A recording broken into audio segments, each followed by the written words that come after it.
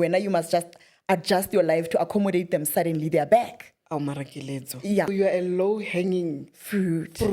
Juicy. Juicy, spicy. I listened to Dr. Ramani. Yeah. She talks about how physically you can get sick from being in a narcissistic relationship. Oh, okay. It shakes your world. So basically you're overwhelmed by love. Clock it, girl. Let's clock it. All right.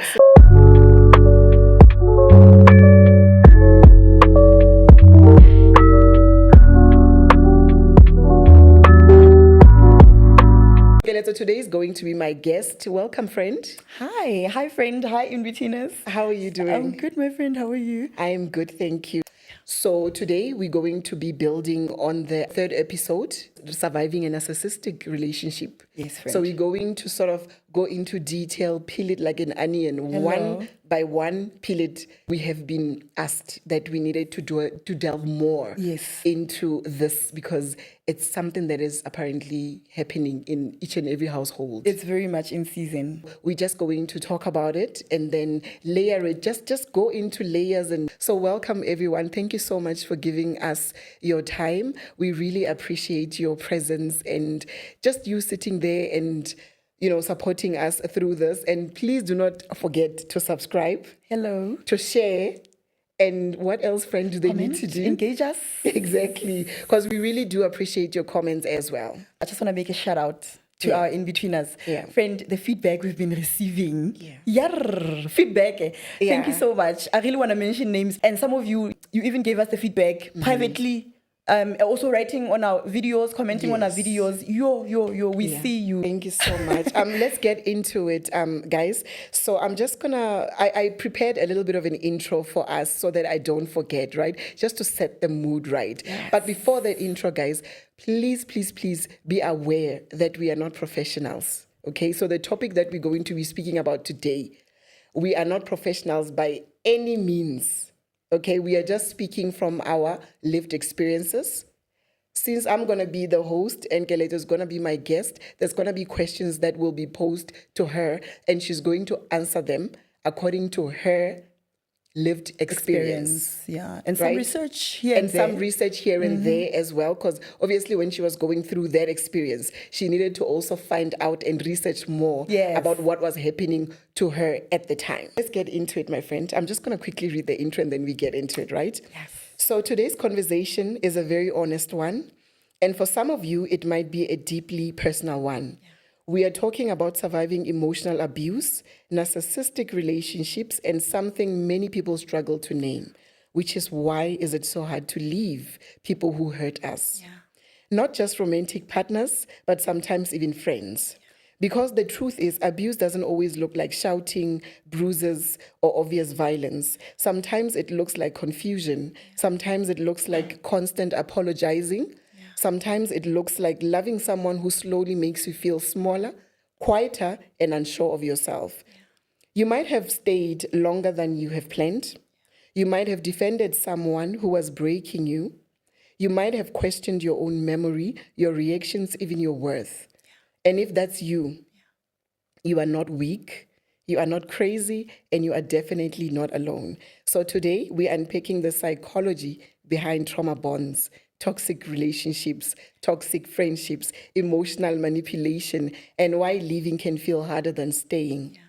But we are also talking about healing, boundaries, rebuilding your identity, and what. So this episode is not here to shame anyone, guys, okay? We are here to help you understand and maybe just finally help you exhale.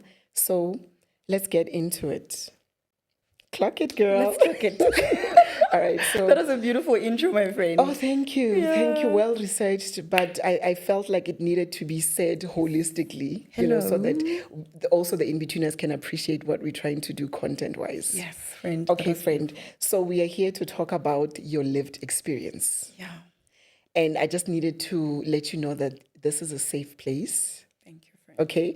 And at any point that you feel like my questions are too much, you are welcome to say you're not comfortable, and then we can move on to the next one. Yeah. And anyone else at home as well, if you've been through what Keleto is going to reiterate today or speak about today, you are not alone as well, okay? Yeah. There is help out there. There is women groups. There is us. You can reach out. There's psychologists out there who've actually studied what we're going to talk about today. So Yes. feel free to engage with us. And yeah, let's just unpack this whole thing of abuse, because we're not only going to be talking about, relationships. So we're also going to be delving a lot into friendships as well, because this also can be a bit of not make sure when it comes to friendships. Yeah. Because today, remember, we are talking about emotional abuse holistically. Or maybe let's go deep into the friends that hurt us, right? Because I remember I used to also have a group of friends long time ago, in high school, in tertiary, after, when I started working, there was groups of people that I sort of became acquainted with. But somehow we are no longer friends now because of difference in opinion, difference on even beliefs. Sometimes you have difference in religious beliefs. You have difference in how they do things, how they carry themselves, and the things that they some friends are not loyal. Some friends, they discuss you behind your back. So I wanted I had friends like that as well. And right now we are no longer friends because I don't think I wanted to take them to this part of me. Yeah. My now, when you elevate in life and you, there's like, we evolve, right? When you We're always evolve. constantly evolving, yes. There are people that we leave behind. There are people that we leave behind. Right. And So if we talk about friendships or anything, even family members, we leave behind. Can we get right into it with the questions? Let's get right into it. Since we did the narcissistic and it was a bit of a storytelling of what was happening. Now I'm going to ask direct questions, and then hopefully we'll then engage from there. I will lead the conversation. Yeah. We will engage into that. Sounds like a plan, yeah. So I just wanted to know that your narcissistic relationship that you actually survived, right? Did it start intensely good before it became painful? I think that's a pattern with every narcissistic relationship. It starts really well. It looks like love bombing. It's quite intense. I've seen a lot of stories of narcissistic abuse survivors, right? I've read a lot of books, watched a lot of videos, and like they always start well. It's a pattern. Extremely well. Extremely well. Okay. Above average well. Hence, you mentioned love bombing in our third episode. It's a big one. Every narcissistic abuse, it has a cycle. Yeah. And they all start with love bombing. Yeah. That is the first stage. Yes. Of narcissistic relationships. So they all start really well. Yeah. Yes. Tell me, what is love bombing? Love bombing, can you maybe in 5 seconds just explain to us what it is, just for the pleasure of our viewers to understand? So my mother likes to say, answering your question, friend, I just remember what my mom used to say. Yes. She would say to me, Keleto, you must be careful with a man, basically in the context of, relationship with a man and a woman. Yes. She would say to me, be very careful when a man starts to lead with doing too much. Okay. Because that person is covering up for something. Oh my goodness. Therefore, love bombing is when someone just overwhelms you so much that you miss the red flags. They're covering something. Okay. Therefore, love bombing is when someone loves you so much that you never have a moment to say, wait a minute, what is happening? Oh. Also, they shower you so much to a point where you can't even sit back and try and say, okay, this is the relationship, this is what is going, this is where we are stepwise, because every relationship has steps. Every relationship has steps. You have boundaries. So basically, you're overwhelmed by love. You are overwhelmed by love. Okay. So it's abuse. Love bombing is abuse, and love bombing is not always love. It can look like love for a season. Yes. But this person is literally just overwhelming you into the relationship or into the friendship or whatever the case may be. Yeah. To hook you. Because that's their hook. And then once you are hooked, then we progress to the next stage of the cycle. Okay. Every narcissistic relationship has cycles, my friend. It follows a particular cycle, which starts by love bombing, because they need to secure you. You need to sign in, as soon as possible. All right. Hence, my mom would say, "Speed, Keleto," and just when a person is doing way too much, be careful there. I'm not saying run in the opposite direction. However, be very, very, very careful there when a person starts to lead with doing too much. Too much. What are they hiding? But that whatever that you just explained, it's something else. Because I mean, once you are hooked, Once you're hooked. it's so difficult for you to actually leave. So now imagine you are so love bomb, you are given all these things. Maybe some are bought cars, some are bought it's holidays, extreme Greece. You've been to Greece. And obviously this we are not limiting this only to the buying gifts and the Yes. whatnot. We are not only limiting it in Yes. between us to people that are abusive. Yes. Some natural men who are not abusive can also do these things, 100%. and it has nothing to do with being narcissistic. Right? 100%. So here, for the purpose of this context, Yes. we're going to talk about love bombing in a narcissistic relationship. Right? Yeah. So first, I remember my first date was at KFC. This the guy, probably he would have taken me to Greece. And you get hooked by such gestures. Ne? You do. And you don't want to leave them. Hence You don't we want to stay. leave them. It looks good, even from outside. Yeah. Your colleagues, your friends, everyone gets to celebrate this thing. Sure. Because it looks really, really good, my Yeah. friend. And when you want to maintain and get. Yes, obviously. You don't want to go from here over drop. Exactly, Even when you so- start to see the red flags, but you're like, but I have this going on for myself. Yeah. And it looks really good. Yeah. Yeah. So that is abuse. So abuse doesn't always have to look like violence, bruises. It doesn't can have to- also look like confusion and Confusion. not wanting to go from there to here. Yes. So you need to always maintain, even if things are not good psychologically, emotionally, but you still want to be here. Yeah. Because I mean, we are human beings, right? We don't We are want human to. beings. Ha re batla ho wela Ha re batla po ho- fatshe. Tell me when now the narcissistic relationship started unfolding and you were in too deep. Yes, right? friend. What did your family think of your relationship? What has your mom ever said anything to say, okay, let's, so you need to leave this guy? I mean, at that point, you are in too deep that you are not even listening or hearing reason, right? Yes. Do you remember anything that maybe your sisters mentioned, your mom mentioned about, just looking at your relationship? Yeah. The family that I come from, we barely talk about things like this. Okay. I can appreciate that. I remember even when I was expecting my son, I just woke up and I had a big tummy and they were like, we didn't know you had a boyfriend. Okay. To begin with, what is this? Oh, okay. Yeah. So coming from that kind of background, I believe that it even sets you up for such things, such experiences in life. Okay. Because you don't have anything to fall back on. You don't have support. You are alone, basically, in the battle. Yeah. Therefore, remember we talked about how the narcissist wants to isolate you. Yes. The main goal of the narcissist is to isolate you from your support system. Yes. Therefore, if you show up and already you don't have any support, therefore, automatically you are a perfect, beautiful, easy, low-hanging fruit. Yes. Yeah. So low-hanging. It's a low-hanging fruit. You just explained it quite nicely. You just went. Yes. It was so much easier for me, and you actually made me realize it now. Yes. Because nobody ever knew about it, and he knew that.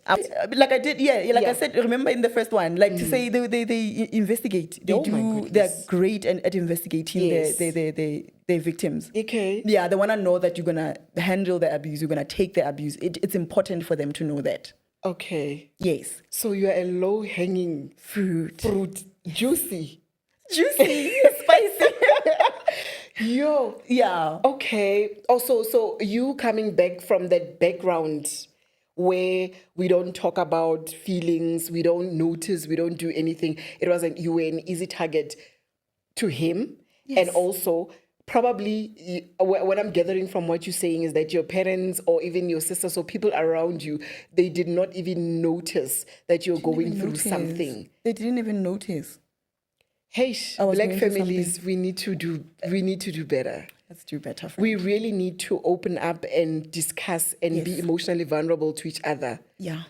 Because, wow. I mean, I've seen families whereby the child, a little girl, gets molested by uncle, brother, cousin. Yes. And we just sweep things under the rug because it's almost like as Black families, we don't have the capacity to deal with things. It's too much to deal with it. Yeah. So we just sweep it under the rug and act like nothing ever happened. That's our way of keeping the peace, avoiding issues and drama. So it's something like that. So no wonder when we get older, we always have to be healing from whatever happened in our past. Yes. Because the foundation is not laid out Thank you, correctly. We are not emotionally vulnerable with our parents. We don't feel safe in most cases with our family members. Yes. So even if you go through something, Yes, friend. it is difficult for you to actually tell them, because 9 out of 10 it's going to be swept around under the rug because they want to, I don't know. It's too much. Is it a reputational thing? It's a reputational thing. I think we come from especially coming from Ekasi, we care more about how it looks on the outside. Batho ba tla reng. It's a syndrome, Yes. Batho ba It's a tla reng serious syndrome. Yeah. Yes, therefore we just sweep it under the rug and then we keep it. It's easier that way because it's ugly men to have to, Yes. face it heads on and deal with it. It's a lot. It's a lot. Yes. And this thing of always being like autopilot. Yeah. Everything is autopilot. We need to really be intentional about everything. We need to be intentional about everything. If it's time to talk and be realistic, Yes. we need to be intentional and do the work. Yeah, friend. Because I've even seen with other parents, some parents, they're very easy to just parent a child when the child is on an iPad. Because being a parent and being an active parent, it takes away from, I don't know. It takes a lot more. It takes a lot more. It's easier to just be a lazy parent and it takes a lot more. It's easy to be a lazy parent, ne? So dealing with things, maybe that's where we also come from, as well as Black adults now trying to navigate this in-betweens of life. 100%. Because imagine you went through all of that and you had to resolve to YouTube channels to see what exactly is this, trying to even give it a name. Because I can assume that at that point when you were being love-bombed and you thought it was love, Yeah. and now we are here and you can't even give it a name to say, what is this? Is this abuse? Yes, friend. I mean, imagine someone giving you something, overwhelming you something, then they take it back. They just yank it out like a carpet under your feet. For me, that is another abuse on another level, right? Yeah, it's too much. Yeah, it's like a death experience. You feel like your soul is separating with something. Yeah. It's suddenly just taken away. It's traumatizing. It's actually really traumatizing. Chom, emotionally, I can imagine what it did to you. I mean, because I mean, this is not an obvious, bruises. This is emotional. This is psychological. Yeah. This is everything. Yeah, friend. But you know what? Strength to you, friend. Thank you. Strength to you, because I can imagine what you went through. And Lena, I don't think at the time where there was no TikToks and YouTube videos, imagine what our parents had to go through to endure such. Right? And they were silent. Yeah, they were very silent. I mean, our parents, maybe that's why also it's difficult for them to talk about things, because they were taught to be silent and just keep the peace. Yeah. All right, friend. So now that we are busy talking about the cycles of narcissistic behaviors or traits. Yes. Right? And we touched a bit on love bombing.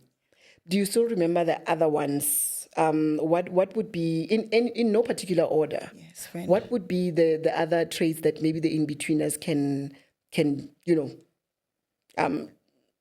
identify if ever they suspect that they're in a narcissistic relationship? Yes, friend. Yeah. Do you still remember, in no particular order? Yeah. Yeah. I like to say that every narcissistic relationship, it can be with your boss. Yes. It can be with your mom. Okay. It can be with your partner, romantic partner, and friends. It always follows a specific cycle. And most of the times it starts with the love bombing. Yeah. Even cultish churches. Yeah. You find that when you walk into a cultish church, you suddenly get all this attention from the pastor. It becomes about you. You? Right? Okay. Therefore, that thing makes you want to keep coming back because you feel seen. We all want to feel seen. Right. We all want to feel loved. We all want to be celebrated. So it always starts with a particular pattern. Yeah. I mean, it always starts with love bombing. Yes. Yes. So it's a cycle, right? Yes. Okay. But it doesn't last. Yeah. So after the love bombing phase, you are now comfortable. You are now relaxed. You are now at home. You're like, whoo, finally, my prayers are answered. Okay. Yes. Yeah. This is where they need you to be. You belong there now. You belong there now. They don't mind spending, they don't mind using their resources to get you there. Oh, that is sick. Yes, to a point where you are now relaxed. You're like, ooh, you know. And now it's followed by a stage called devaluation. Okay. Remember when you first start, love bombing is not only like buying you things, but it's sometimes they're over complimenting you. Okay. A person who will compliment you in 25 ways in just a day. Yeah. You are perfect. Yeah. Basically, they are idealizing you. So love bombing, we can say, is idealization. Yeah. Whereby you are this ideal person. Jeez. Okay. You are better than so and so. There's even comparison there. Okay. You are better than so and so. I can't believe I've finally met a person like you. Where have you been all my life? Oh my God. You know? Okay. You are so much better. Oh, number one. You are the only person alive. Yeah. So now they're idealizing you. Now it's followed by devaluation, where now they start to pick on you to say, actually, you loud. You kidding? Actually, wow, you know, like start saying funny things about you. So from there to they remove everything that they've instilled in you, they take it back now. They take it back now. Suddenly you wake up and you are this, like you go from being this amazing person to being this flawed person. Yeah. Psychologically, how it makes you feel as a victim is that you start to want to make yourself better. You want to start, you fall into a cycle of now just like performing and wanting to fix, because if this person, and you also even feel like they're making you a favor to say, wait, if I'm this flawed and they saw so much beauty in me, they're doing me a favor. So you don't even value yourself. Hence, you're saying it's Devaluation. devaluation. Yes. You no longer see value in yourself as an individual. Yes. Everything now is to please Yes. that person. You are performing. And it's a lot, because obviously it goes from 100 to 0. Yeah. And to a certain extent, you start to even depend, your sense of self starts to depend on them when you are in the love bombing phase. Yeah. Because you're like, even if they think I'm horrible in the world, even if things go wrong in the world, at least I have this person who sees the best in me. You understand? Yeah. So basically it erodes your sense of self, in the sense that your life is now, you are now placing your life in their hands, because their approval is the one that really just keeps you going. Therefore, when they take it away, it's like, what do you have left? You fall apart, my friend. Now I'm thinking, now I'm taken aback, because the moment they take it away and they've isolated you, you don't have a sense of community. Basically, you are just alone. Yes, you are just alone. Okay, because when they are busy love bombing you, they'll say, wait, your friends, they don't celebrate you the way you need to be celebrated. I think they're jealous of you. Yeah. Wait, your family, what's up with that? Yeah. They start to question everyone around you. Yeah. And now it's just you and this person. And to a point where you start thinking everyone is out to get you. You start to think everyone is out to get you, and you have only this person who sees you, this person who celebrates you, this person who compliments you. And it's just you and this person against the world. Yeah. One day they wake up, they take it away, and you have nothing left. And I can imagine the shame of now discarding everyone. Yes. You are now alone. You are now disappear from your friends, your family, everyone. Yes. And now this person takes this thing. Now you become dependent for everything. Yes. Including probably you feeling like you can't even breathe without them. Yes. Right? And then the moment they leave, then it's going to be very difficult for you to go back and mend those hard past relationships. Because, I mean... Yeah. You overstay trying to get back, to love bombing phase. Yeah. Yeah. Anyway, sorry. I'm starting to get emotional. Okay, I'm starting to get a bit emotional. It's triggering, friend. Yes, yeah. I can imagine, because I feel myself now. My emotions are getting worked up, and I'm thinking, imagine for someone who's living that. Yeah. What is going on in their minds on a daily basis? It's a constant battle. It's a lot. Some people even get sick from, the devaluation stage. Yes. It can be so traumatizing and so emotionally shaking. I listened to Dr. Ramani. Yeah. She talks about how physically you can get sick from being in a narcissistic relationship. Oh, okay. It shakes your world. Yeah. And sometimes it can even manifest, Yes. physically, physical sickness. It's a lot. Emotional, I don't want to even mention the emotional part of it. You feel drained from the experience itself. Daily. It's a daily struggle to get out of yourself. Yes. Just to get out of that hole. Yeah. Yo, friend, and now that we are layering these trades, what would be after the you said devaluation, yes. Right? The next one, what would it be? It depending on the nature of the relationship. Yes. But devaluation, I find that it's always coupled with triangulation. Okay. Triangulation is when they start to bring another person into the mix. As if it's not enough that they're devaluing you. Wait, another person in competition, the mix? Like a... Yes. Giveaway. Yes. Threesome. Thank you. What are you saying? Okay, please explain that. They bring another person in the mix. Remember when you started, you were better than everyone else. Yes. Okay. What devaluation, that's when they hover in the X. Okay. Hoovering is when we'll get to hoovering. Yes. But anyway, they broke up with the X. Yeah. But because you are now being devalued and you are depressed, now you have nothing to give the narcissist now. Yeah. Like you are low now. You are low. So when you are low, they're going to outsource something outside. Organic narcissists, they just want you to give yourself to them. Yes. Once you are at that bottom, you can't. The vibes are off, and now they bring in another person into the mix. Oh, so and so likes me. Hence the triangle. I see. Yes. Okay. With narcissistic parents, they'll start to love bomb the other sibling. Okay. When you are low. Oh. When you are in a season where you are the worst child ever and you are being devalued, they love bomb the other person. Yes. And friendships, maybe you are friends with this person and then they find another friend, or they go back to the old friend and suddenly this friend is this amazing person and you suck. Mm-hmm. You understand? Been there, done that. Right? Yep. Uh-huh. Yeah. Yep. There was a point where I had a friend who now did not want to be friend with her one friend. Then she suddenly appeared in my life, and then they resurface from nowhere. And then they will also like do comparisons. And then you are there caught in the middle and you're thinking, okay, this is not healthy. This is not the kind of friends that I want to keep. And then you decide that I'm not doing this anymore. Yeah. And I made a decision that I am not going to be this girl's friend anymore. Thank you, friend. Because all she brings is just because now you're negativity. Because now they were dragging you into the mix so that you and her now badmouth the other girl. Yes. You both devalue the other girl.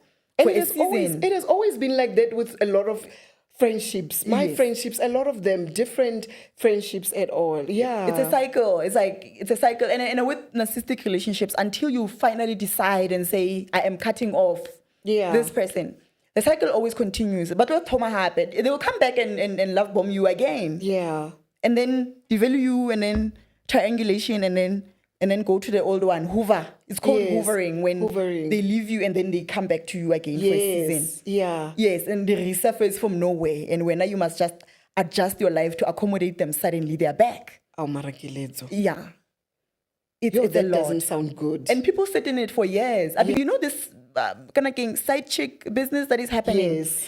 I mean, if you take a very, very close look at it, it's very narcissistic in the sense that this person will find a partner, settle with them, maybe they marry, they go the distance. Yeah. Yes. And then for a season, they start to devalue this person, to say, you don't go to gym enough, you don't take care of yourself enough, they devalue them. Yes. And then they now After taking a lot from you, I get they took... you are depleted. How are you going to find the strength to even go to gym when you are depleted? And about yourself, they will suck you dry of the energy of the life force out of you. And then when it's finished, they'll go and get someone from outside. I believe this is where the side what business comes in. Yeah. That we have normalized in South Africa. Yes. It's that cycle of, the whole world, my friend. I'm going to deplete you, and the whole world. Yeah, I'm going to deplete you, and when we are finished, I'm going to go and get someone else. And then you now, to that person, you become the wicked witch of the West. Yeah.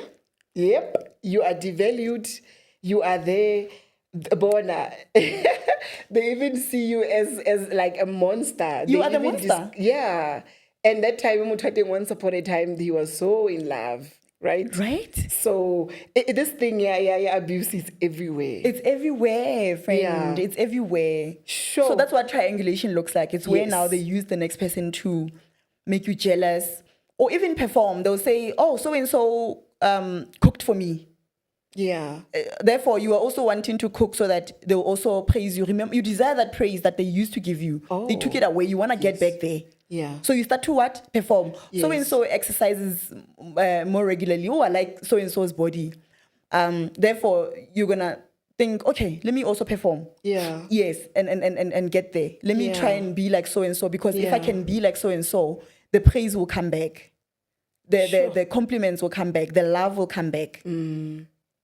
Yo, I'm just taken aback when you used to our old episode. I remember you did also mention such things, because I mean, at that point in time, my friend, you are so low. You are so low. Hence, you aim to please all the time, even if it kills you. Yeah. Basically, that's what they want their victims. They deplete them. It kills them to a point where they can't even carry themselves. They can't. Yeah. Ooh, guys. Friend. Yeah, no, they come for your soul, this kind of relationships. They literally erode your soul. They deplete your soul. Yeah. So, this narcissistic thing, can we even, are these people like, I'm guessing everyone has a narcissistic trait, right? We all do. We are not all perfect. Even 100%. us sitting here in our lovely blue chairs. I love that you're saying that. We have our own little narcissistic traits, right? But it also gets to a point where now this is unacceptable, when now it's meeting all the requirements that you just met. Yes, friend. Sure. So there is that love bombing, there is that devaluation. Yes. There is hoovering, and there's triangulation. Triangulation will come before hoovering. Yes. So after triangulation, when you are at that stage, yes, is either you're gonna leave. Yeah. Because it's all just, it's draining you. Yes. You know, you need to pick yourself back. Yeah. And it's either you're gonna leave. We could call it the discard phase. Okay. So it's either you or the narcissist will leave, because obviously they'll be in this new relationship with their ex or this new person, this amazing person. Okay. It's either they'll leave you or you are so finished that you're like, no way. Maybe you come back to your senses and you're like, I cannot carry on like this. I need to leave. Yeah. That's the discard. Yes. Yes. And then the narcissist will go, the relationship is over, you're working on yourself, you're healing, you're getting the therapy, you are mending your relationships with your friends, you know, you're doing everything, your family. Yeah. Yes, to just recover again. Yes. While they are with this person, but their relationships are short-lived. Yes. Because they are shallow, there's nothing there. Oh my goodness. It's just they're playing you like, I don't know, is it pawns? Can you say it's pawn? Yeah, yes. Pawn, yes. The Bali switcher saw. And then now they are with that one, and honeymoon phase. Yeah. Then as soon as it finishes, as soon as the honeymoon phase phases out, then they will remember you.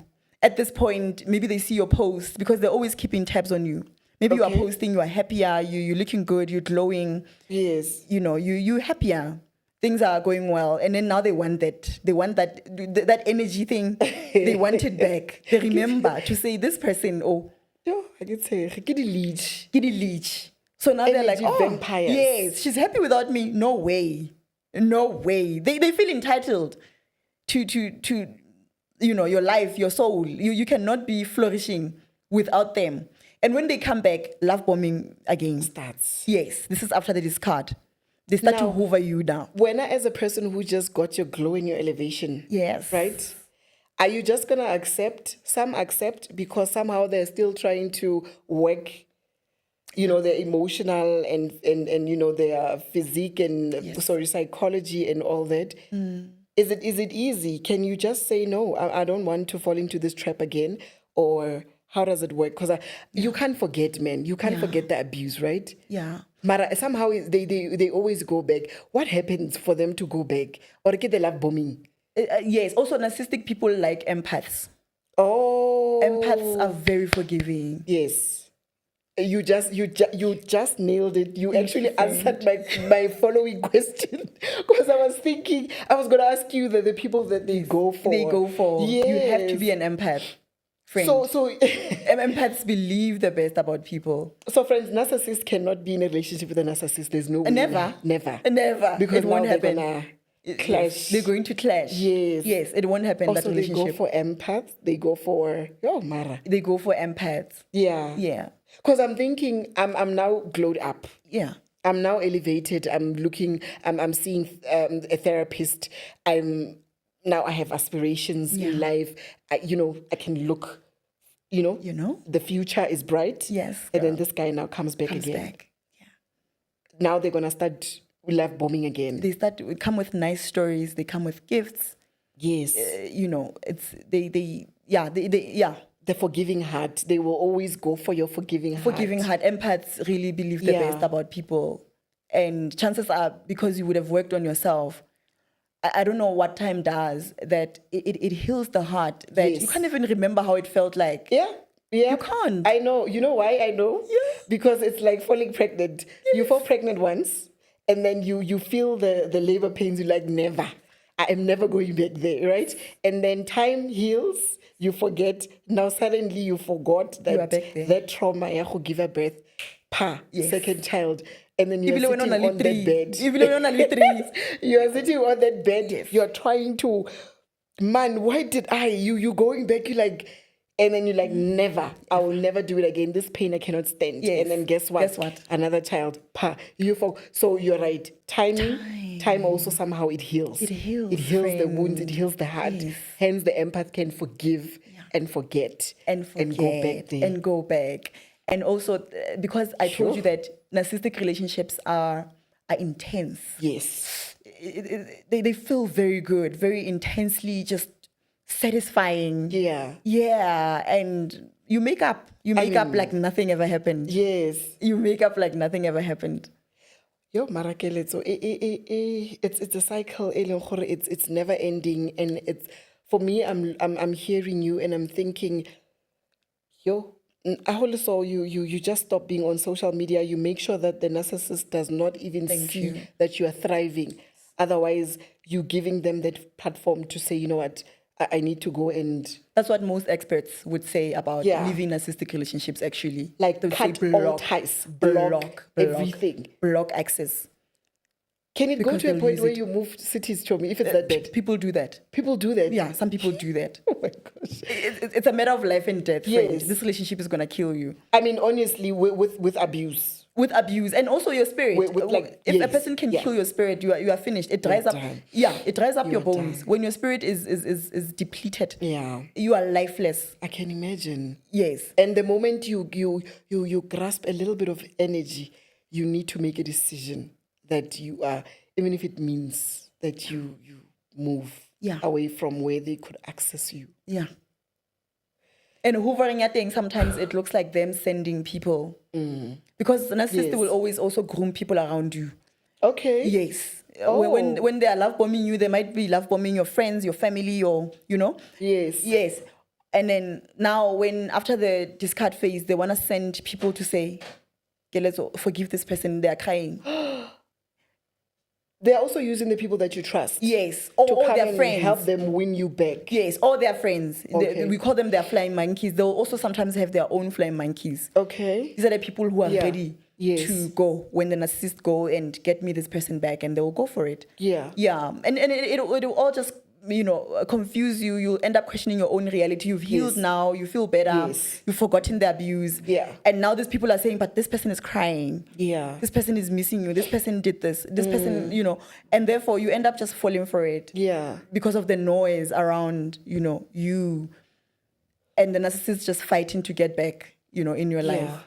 Well, friend, I appreciate you talking to us about these steps and the traits and everything else. I know that sometimes it takes a lot of courage for someone to come and speak about their experiences. Yeah. It can be really hard. But I appreciate the fact that you really showed up. Thank you, friend. And you came and you spoke your truth. And also a little bit of research that you did on the matter. It shows really, really that this was really something closer to your heart that you really wanted to beat. You really did not want to be part of the story. Thank you, or the statistic. And I thank you very much for just opening up. Thank you, my friend, for giving me the platform. In-Betweeners, thank you so much for choosing us again and again. We really appreciate it. Today was very hard on both of us, because you can imagine also me just sitting and hearing my friend saying that she went through 1, 2, 3. So Yeah, we really appreciate your presence. Thank you, and guys. thank you so much for also coming through and being my guest. Hello. I Thank you, appreciate you. friend. Don't I love forget you, to friend. like, subscribe. We really appreciate you guys. Don't forget also to love yourselves and to love each other. Hello. Be kind to yourselves and be kind to each other. Until the next episode, we're going to wrap this one up. Thank you guys Thank you, so much. guys. And please comment, ne? Don't forget to comment. Thank you, my friend. Thank you, friend. Love and light to you. I appreciate you. Today was it was a bit hard, but we made it. We made it. We showed up. And thank you so much for showing up. I know it Thank you, took a lot of friend. strength. So I'm glad that we came here, we did this. And yeah, thank you guys. Peace.